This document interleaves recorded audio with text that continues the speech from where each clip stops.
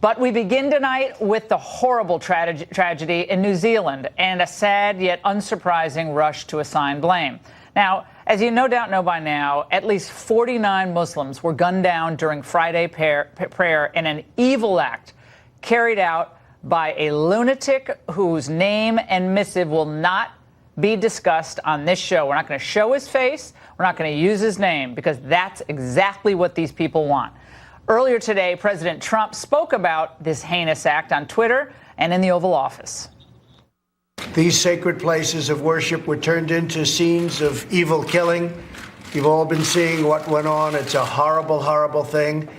I told the Prime Minister that the United States is with them all the way. 100%, whatever they need, we will be there. But whatever he said, it was never going to be enough for some. If he labels it a terror attack or he condemns it, will it ring hollow or will it make a difference? How can it not ring hollow? And worse, the temptation by some to not only dismiss the president's words of support, but to attempt to tie him directly to this evil, that was truly sickening. Mr. President, are you listening? Do you have any idea that your words truly matter? Other tough questions, whether the president is emboldening right-wing extremism with his immigration rhetoric. He referred to the southern border as an invasion. Right. The precise language used by the shooter in this case. Is there someone out there tonight who's going to hear Trump's rhetoric and act on it? This is a president who has given plenty of rhetorical ammunition, I think, to terrorists like this. Mr. Trump, your words matter. Your policies matter. We hold you responsible for this growing anti-Muslim sentiment. Here to respond now is attorney and RNC committeewoman Harmeet Dhillon, who just wrote a phenomenal piece on FoxNews.com about all of this. Harmeet, this whole day has exposed some truly sick opinions on this issue, a horrific act of evil in New Zealand, 49 dead. And they, within a matter of minutes last night on another network, were tagging Trump for this. Your response?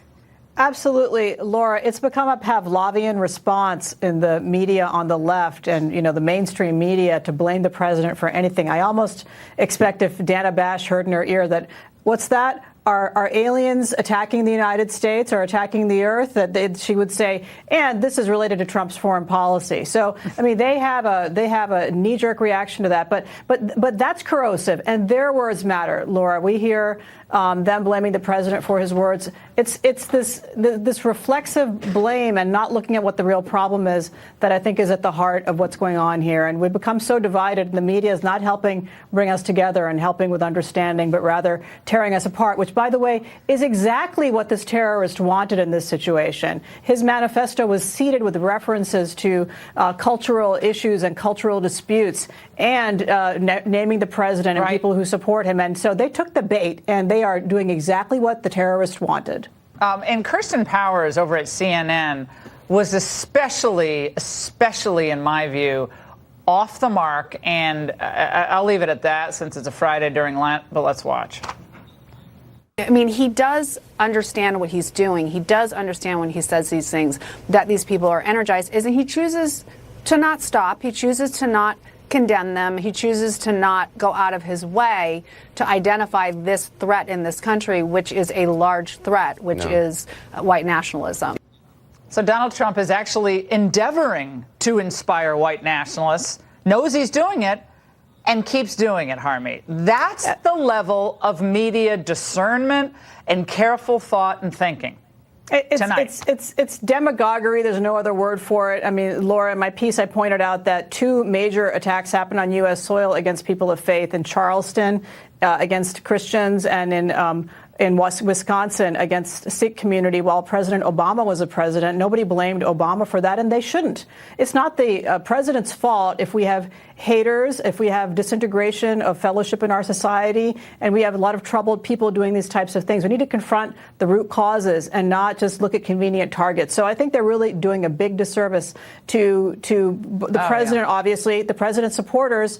But, in the face of this grieving, when we should be trying to come together as human beings, beings of all people of faith and all people in this world, to create this division is despicable. It is not, I'm sure, what some of them thought they went into journalism for, but that's exactly what they're doing. That's where they are. And I was remembering back, because we're coming up to Palm Sunday in a few weeks, and it was in April 9th, 2017, where 45 Coptic Christians were attacked. A bomb in St. Mark's Cathedral, which is the main Coptic church in Egypt. It was horrific. Women, children exploded. Catholic priests have been murdered during Mass in Iraq. Christians have been killed and brutalized across the globe, and mostly, of course, by Islamists, radical Muslims who take it upon themselves to kill any infidel, whether they're Muslim, Christian, Jews, or whoever. But it was a horrific act. It didn't result in a day-long period of soul-searching and recriminations on U.S. soil. And, of course, we've had those types of attacks against Christians in the Middle East for two decades now, plus. But you don't have the lower third blaming a political party or a political figure for it. That's the difference. Harmeet, final thought.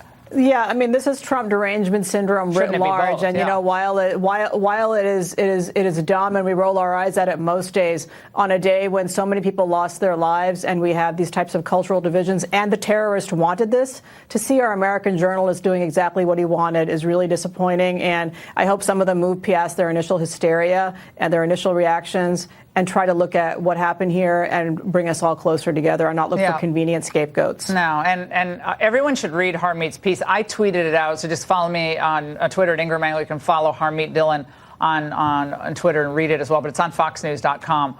It's really important to read about what happened and what we should learn from this going forward, especially the high-tech companies and their role in keeping this hatred out there as well. Harmeet, thank you so much. And we're going to have more on this issue, limiting speech in the face of